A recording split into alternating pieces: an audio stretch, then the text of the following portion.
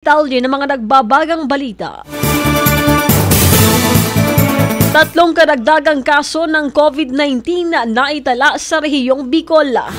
Ang buong detalye ng balita nasa linya sa Megapo Patrol number 16, James Olikino. Bicol Network News Report!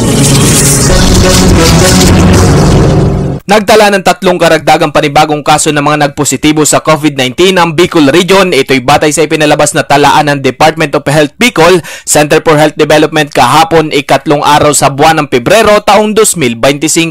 Ayon sa tala ng DOH Bicol, dalawa sa mga kasong ito ay nagmula sa probinsya ng Albay, partikular sa lungsod ng Legazpi, habang isang kaso naman ang naitala sa bayan ng Bato sa probinsya ng Camarines Sur. Kaugnay nito, ang mga kasong ito ay naitala ng ahensya mula Enero 26 hanggang Pebrero 1 ngayong taon at dagdag sa nakaraang 883 na dating kaso. Ayon pa sa ulat, may kabuuang 71,339 na bilang ng kaso na ang naitala sa buong rehiyon ng Bicol simula Marso taong 2020 hanggang Pebrero 1 sa kasalukuyang taon.